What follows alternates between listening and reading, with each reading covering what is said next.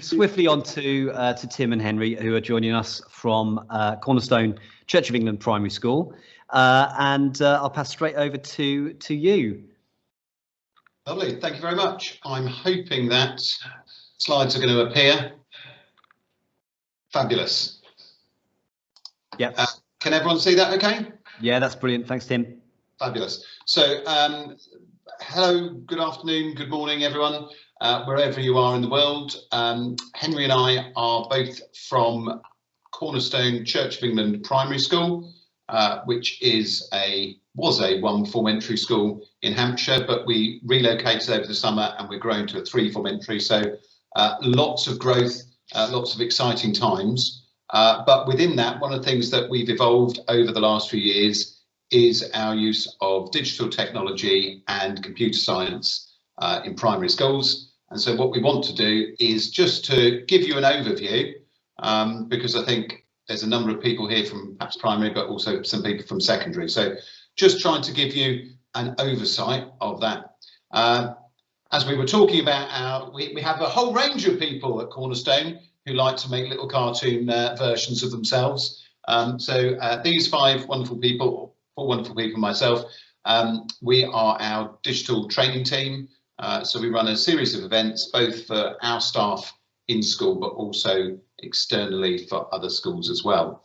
And it tends to be focused on both the digital tech and then the computer science. So in terms of the digital technology, one of the absolute key priorities for all schools is about e-safety. It's about keeping the children safe, but also crucially, actually teaching them how to keep themselves safe and why to keep themselves safe online. So what we do is we don't have just the e-safety day, or we don't just have an e-safety topic for one half term. E-safety is very much woven into all of the ways that we use tech and all of the lessons and all of the schemes of work. So we make sure that's a key part of everything we do. You can see a lovely example there of one of the posters we have, trying to make it child friendly for the children, making sure that key messages are shared with them. But it's also about promoting them being responsible digital citizens as well, because it's not just about them being safe, but it's them keeping each other safe and being respectful. We also, we did try to run a couple of e-safety evenings for parents. We had very little take up. So what we did was we moved over to doing a termly newsletter using Sways, and the bonus of that is that Henry and I can then see how many people have actually accessed it, which strange enough is more than would turn up to a meeting in the school hall. So that's really useful because it allows us to be sort of proactive and share key things, because obviously e-safety changes. But what we also do is we're reacting to issues that are raised. So we've moved on to having teams for all of our children from year 3 to year 6, so that's 7 to 11-year-olds. And one of the bonuses of that is that if the children use that in a way that is not acceptable, because it's a school platform and we can see it, we can control what is edited and what is deleted, but it also allows us to have the evidence to then talk to the children, talk to the parents. And I think it's really important that if the children are going to make mistakes online, which let's face it, we all do at times, we'd rather them do it in one of our school platforms so that we can then support them. The other things you can see there on the picture, so we use Tapestry for our Year R children, our early years, which is often used in nurseries as well, and it's one of a number of platforms that can be used, and it's fantastic because it allows the communication and that real partnership with parents and families. So the children can have photos of what they're doing in school and comments from the staff, and that's shared at home with families, and then families will upload things they do in the evenings or weekends. We also try and make sure the focus is still on enjoying themselves and learning. So it's not about making sure we've got a tally chart of how many things have been uploaded each day. But again, one of the positives with that we found is that classic of share and tell time, where sometimes children would bring something in and you go, well, what is that and how can they explain it? Actually, we use Tapestry for that. So the children in Year R There's a slot for them each week where they can sit down and they can show the rest of the children what they've been doing perhaps over the weekend, and be able to talk about it. As staff, we all have Microsoft 365 accounts, as I said, as do our Year 3 to Year 6 learners. We've been using the email for many years. However, in the last sort of 18, 24 months, we've moved a lot of things over to Teams, and predominantly now that is the way that we communicate and we collaborate as a staff. It's also the way where we store most of our documents, our data and our information. So it's a really powerful way of communicating, collaborating, sorry. We talk about learning always and always with our children, so it enables them to do that. As I said, it also allows us to promote that responsible digital citizenship with them. Clearly, it's the end of the day, I'm struggling with my words. So the next slide just gives you a quick flavour of some of the other tools and apps we use. So staff and particularly those Year 3 to Year 6s extensively use the apps in 365, such as Word, PowerPoint and Excel. And again, because we use the online versions within Teams, they're accessible on any device, anywhere, anytime. So if the children are starting a PowerPoint in school, they could carry that on at home learning and then bring it in to finish it and present it in school. So it removes some of those barriers. We've also looked at using and developing our use of things like forms, sways and wakelets for both staff and learners. And then on the right hand side, we use apps like iMovie and Do Ink on iPads for animations and green screening, which obviously the children thoroughly enjoy, and it's great to see them being creative and thinking about how they can structure narratives and how they can use various characters and settings. We've also hugely used OneNote over the last 18 to 24 months. That's been absolutely invaluable for us. So we're using it for pretty much all of our teaching now, and the bonus is because we plan in phases, the planning's there on OneNote, you copy it across to each class, and there you've got your teaching slides already there, and you can add, if you don't know OneNote, you can add PowerPoints, you can add videos, you can add hyperlinks, you can add pictures, you can add text, you can do all sorts of things with it. You can write on it when it's on the board, so hugely versatile, which is great. But what we've also done is lots of work that we're doing collaboratively in school, such as if we have staff meetings, notes go on there. We have staff projects recorded on there, pupil voice groups. One we started this year is subject leader portfolios. So staff are inputting pictures of either work or maybe children doing some PE, some gymnastic moves, for example. And we've got examples for each of the subjects for each of the year groups. And it's a quick and easy way of doing it. But as subject leaders, it then gives us something that we can access. And because it's there centrally in OneNote, all the staff can access it if they want to go, well, I wonder what's happening in that year group.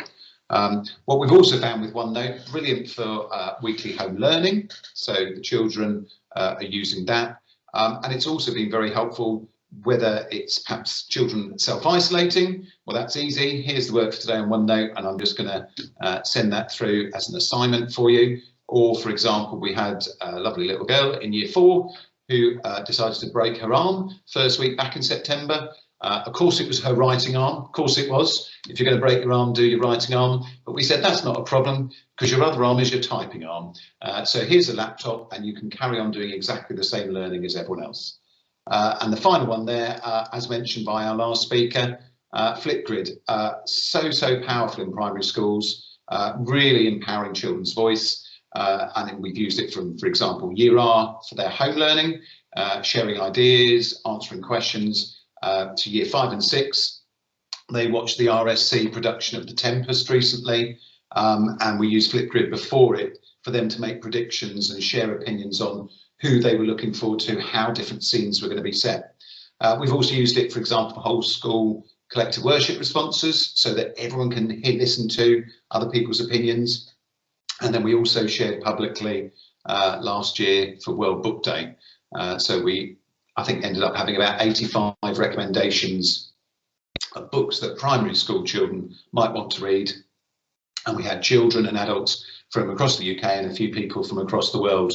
So we'll probably bring that one back out for World Book Day 2022. So I'm just an early plug there. If you'd like to share your favourite book, please keep an eye on Twitter. I'm going to hand over to Henry now to talk about computer science. Computer science obviously is the element that sometimes teachers find harder and actually lack that confidence with teaching computer science, because it's using lots of complicated words and actually that language that sometimes is not necessarily au fait with staff.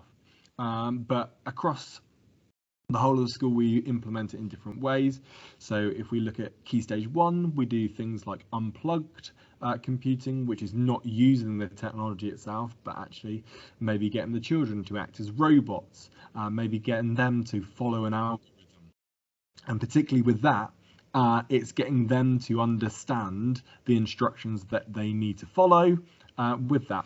And linked to that, there's an example of a piece of coding called the jam sandwich algorithm. And this is a guy called Phil Bagg, who is a Hampshire computing advisor, and he does a jam sandwich, and he gets the children to give instructions about how to make a jam sandwich, and he's a robot. Everything they tell him, he follows. And it's to get them to understand that it must be in a very logical process. They must follow and make sure their instructions are clear. Whether it's things like we've had Key Stage 1 go out on the playground and follow a set guide, that one of them is a robot and one of them is the coder, and they have to follow through. Then that moves into using B-bots and that element of actually producing an element of an algorithm, whether it's following a map, whether it's setting to a particular point, and it brings in words like debugging and things like that. And within Key Stage 1, there's also a really useful app called Scratch Junior, which is the first element to them understanding about block coding and understanding how to code in different ways. So Scratch, you have a cat, the cat on the screen, and you code it in different ways, whether you want it to jump, whether when you tap the screen it moves, you can change the background. And there is a Scratch Junior version, which is a really nice version for Key Stage 1 children.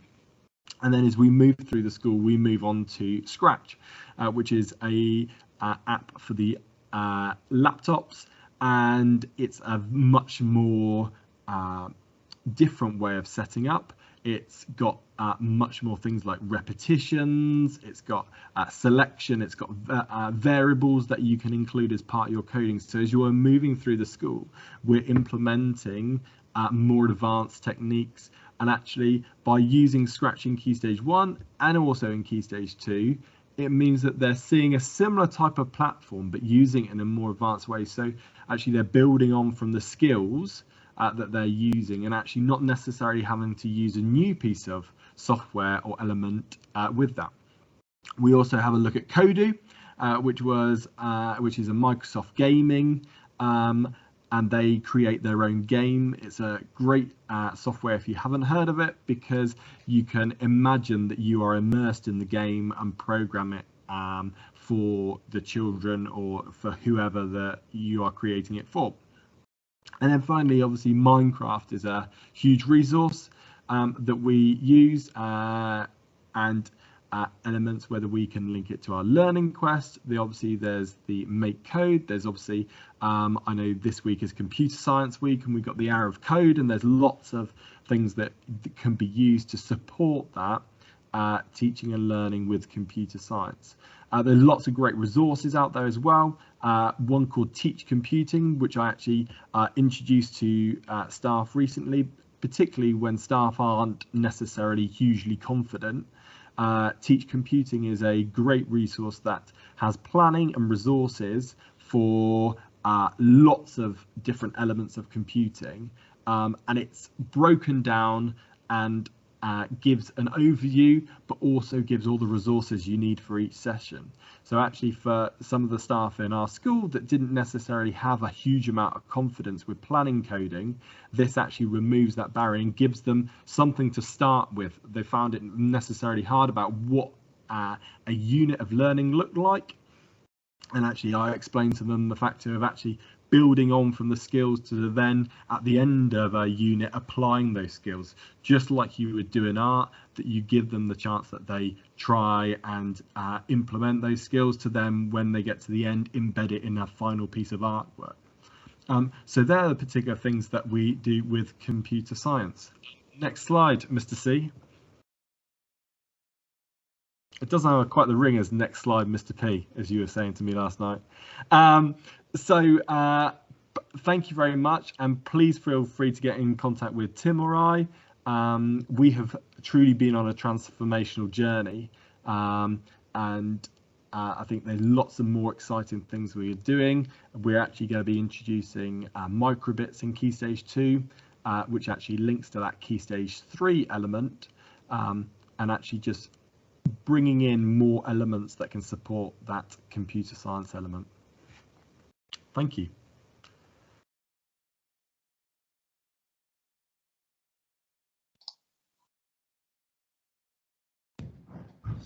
Thank you very much, Henry and Tim. And obviously you've done a double header in the sense that last night we were all on a call, a Microsoft call, and you were presenting on that, and now you're presenting again tonight. How can people, because I know you're, as a showcase school, you talk about technology and you promote all of this on a regular basis. So how can people, have you got any events coming up that people can tune into? Yes, we do have. Go for it, Henry. We do have an event in January, which is in tandem with Turn It On. And it is called Showcase School Insight, or something along those lines. It's been called by Microsoft lots of different things over the years, but pretty much it's a Showcase School Insight. And we're going to be sharing from all of our team about ways in which we've used technology across the school, talking about how we started with our digital vision. We've also got some other events later this year, which later next year, which are Primary Teams 365, which we focus on Teams and OneNote and that element with that. Any other events, Tim? I was just going to say, I'm putting the link for the Microsoft Showcase Insight Day, which is 27th of January, in the chat. I'll also put in, there's a blog post that has got a link to all of our other Primary 365 from across this year, so I'll put that in the chat as well. Series of events, but as we said on the last slide, we've got we're both fairly active on Twitter. Our emails are there. We're very happy if people want to reach out and have a conversation with us.